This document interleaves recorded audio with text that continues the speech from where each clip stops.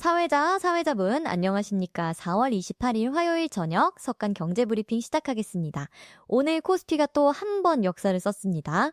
이틀 연속 사상 최고치를 경신하며 6,641포인트로 마감했는데요. 7,000포인트까지 이제 4.5% 남았습니다. 박 교수님, 오늘 시장 분위기 어떻게 보셨습니까? 박 교수. 네, 오늘 코스피가 0.39% 오르면서 6,641.02에 마감했는데요. 특히 주목할 점은 한국 증시 시가총액이 영국을 제치고 글로벌 8위로 올라섰다는 보도가 나왔습니다. 올해 들어서만 시총이 45% 증가했다고 하니까요. 8위요? 그 정도면 정말 큰 변화네요. 박 교수 거냐시다 거리 1215.58로 마감해서 양시장 간 온도차는 있었습니다. 그럼 오늘 국내 증시 상황부터 자세히 짚어보겠습니다. 코스피가 이틀 연속 최고치를 경신했다고 하셨는데 어떤 종목들이 주도했나요? 박 교수. 오늘 시장을 보면 업종별로 확실히 차별화된 모습이었습니다. 철강주들이 증시 선도에서 이끌었다는 보도가 나왔고요. 실제로 포스코홀딩스가 11.74%나 급등하며 46만 6,500원에 마감했습니다. 11% 넘게 올랐다는 게 놀랍네요. 네, 상당한 상승폭입니다. 반도체는 어땠습니까? SK하이닉스가 0.62% 오르며 130만 원을 기록했고요. 삼성전자는 1.11% 하락해 22만 2천 원에 마감했습니다. 삼성전기는 5.67% 상승하며 83만 9천 원을 기록했네요. 삼성전자가 내렸는데도 코스피가 올랐다는 게 흥미롭습니다. 박 교수. 그렇습니다. 자동차와 2차 전지 쪽을 보시면 현대차가 5.92% 급등해 55만 5천 원, LG에너지솔루션이 1.72% 오르며 47만 2천 원, 삼성 SDI는 7.09%나 상승해 68만 원을 기록했습니다. 사회자. 개별 종목 중에서 특히 눈에 띄는 움직임이 있었나요? 박 교수. 오늘 뉴스에서 주목받은 종목 중 하나가 있는데요. 이달에만 98% 폭등했는데 아직도 너무 싸다 하는 제목의 기사가 나왔습니다. 목표가가 60만 원에서 105만 원으로 상향됐다고 하는데요. 한 달에 98%요? 거의 2배가 된 거네요. 박 교수. 네, 다른 기사에서는 한 달간 87% 급등했지만 증권가에서 아직도 싸다 하는 평가도 나왔습니다. 수치가 조금 다른 걸 보면 집계 시점 차이로 보입니다. ETF 시장은 어떻습니까? 요즘 레버리지 상품이 인기라던데요. 맞습니다. 레버리지 열풍, 관련 반도체 ETF 자산 올해만 361% 증가라는 보도가 나왔습니다. 미국 쪽에서도 빅테크 실적 기대감에 AI와 반도체 ETF가 강세를 보이고 있다고 하네요. 361% 증가면 정말 엄청난 자금 유입이네요. 그만큼 투자자들의 관심이 크다는 의미인데요. 다만 레버리지 상품은 변동성이 크기 때문에 주의가 필요합니다. 반대로 우주 ETF는 스페이스X 기대에 몰렸는데 수익률이 와르르라는 제목이 나올 정도로 부진했다고 합니다. 기대와 다른 결과가 나온 경우도 있군요. 그 외에 특이한 종목 소식은요? 박 교수. 세크라는 기업이 5분 방사선 암 치료를 1초 만에 끝낸다는 기술로 국산화에 나선다는 보도가 있었고요. 솔루스 첨단 소재가 동박 사업 매각을 마무리하면서 3천억 원의 자금을 확보했다는 단독 보도도 나왔습니다. 환율과 원자재 시장으로 넘어가 보겠습니다. 오늘 달러 원 환율은 어땠습니까? 박 교수, 달러 원 환율은 1,474.35원으로 0.02% 소폭 하락했습니다. 거의 보합 수준이었죠. 사회자 수, 국제 유가는 어떻습니까? 요즘 유가 관련해서 투자자들 손실이 크다는 얘기가 있던데요. 오늘 WTI 유가가 2.47% 상승해서 배럴당 98.75달러를 기록했습니다. 그런데 흥미로운 기사가 하나 나왔는데요. 전쟁은 잊혔는데 유가는 고공행진, 거꾸로 베팅한 개미들 2,300억 원 증발 위험이라는 제목입니다. 2,300억 원이요? 개인 투자자들이 유가 하락에 베팅했다가 손실을 본 건가요?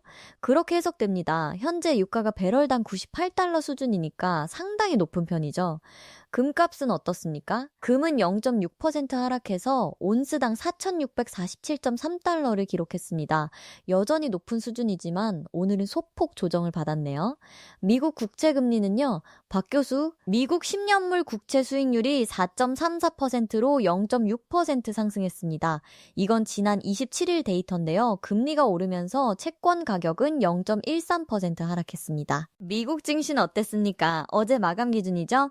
네, 27일 마감 기준입니다. S&P 500이 0.12% 올라 7,173.91, 나스닥은 0.2% 상승해 24,887.1을 기록했습니다. 다우지수는 0.13% 하락해 49,167.79에 마감했네요. 그렇습니다. 999 치는 않지만 나스닥과 S&P는 플러스였네요. 그렇습니다. 변동성 지수인 VPIX는 오늘 기준 1.55% 올라 18.3을 기록했는데요. 아직 20 아래 수준입니다. 개별 종목들은 어땠습니까? 엔비디아가 4% 급등해서 216.61달러를 기록했습니다. 반면 애플은 1.27% 하락해 267.61달러, 테슬라는 0.63% 올라 378.67달러였습니다. TSMC도 0.63% 상승해 404.98달러를 기록했고요.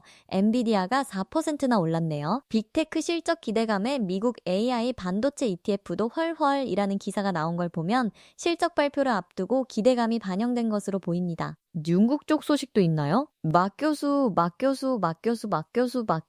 중국 배터리 업체 CATL이 홍콩 증시에서 7조 4천억 원 규모의 유상증자를 추진한다는 보도가 나왔습니다. 헛구고 사회자. 오늘 가장 큰 화제는 역시 코스피 7,000포인트 돌파 가능성인 것 같은데요. 어떻게 보십니까? 헛구고 사회자. 7,000피 갈까 말까 달리는 K증시에도 기대 반 우려 반이라는 제목이 시장 분위기를 보여줍니다. 현재 6,641포인트니까 7,000까지는 약 4.5% 더 올라야 하는데요. 4.5%면 며칠 안에도 가능한 수준 아닌가요? 거꾸고 환응은 하죠.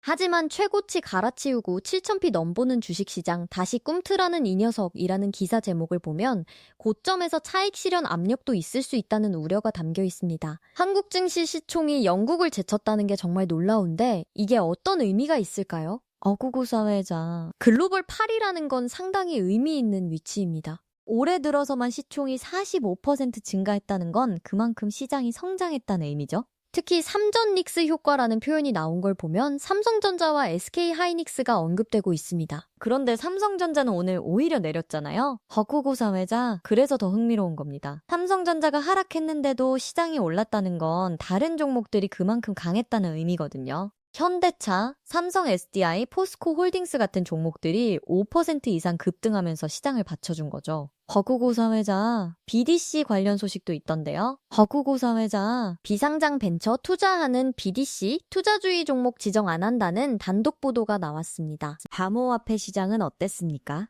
먹교수 비트코인이 0.95% 하락해서 76,633.44달러를 기록했습니다.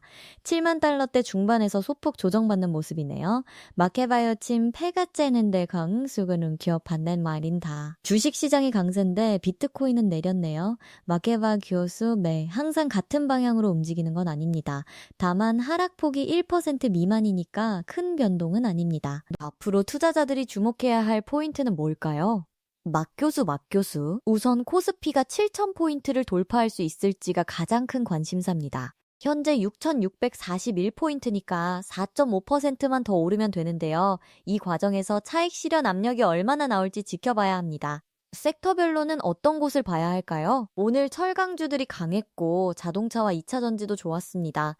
반도체는 SK하이닉스는 올랐지만 삼성전자는 내렸고요. 환율이나 원자재 쪽은요. 달러원 환율은 안정적인데 유가가 배럴당 98달러 수준까지 올라온 게 부담 요인입니다. 특히 유가 하락에 베팅했던 투자자들이 손실을 보고 있다는 보도가 나온 만큼 원자재 관련 투자는 신중해야 할 것 같습니다.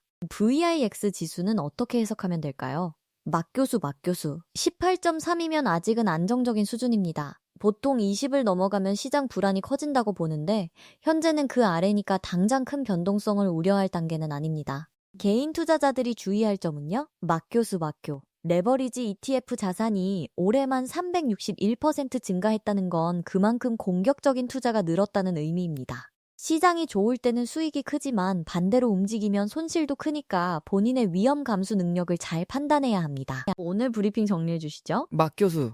네, 오늘 코스피가 0.39% 상승하며 6,641.02로 이틀 연속 사상 최고치를 경신했습니다. 한국 증시 시가총액이 영국을 제치고 글로벌 8위에 올랐고 올해 들어 45% 증가했다는 점이 가장 큰 뉴스였습니다. 섹터별로는 어땠죠? 막 교수. 철강주가 강세를 보였고 포스코 홀딩스가 11.74% 급등했습니다. 자동차는 현대차가 5.92%, 2차 전지는 삼성 SDI가 7.09% 올랐고요. 반도체는 엔비디아가 4% 급등한 반면 삼성전자는 1.11% 하락했습니다. 7,000포인트 돌파 가능성은요? 막 교수. 4.5%만 더 오르면 되는 상황인데 시장에서는 기대 반, 우려 반입니다.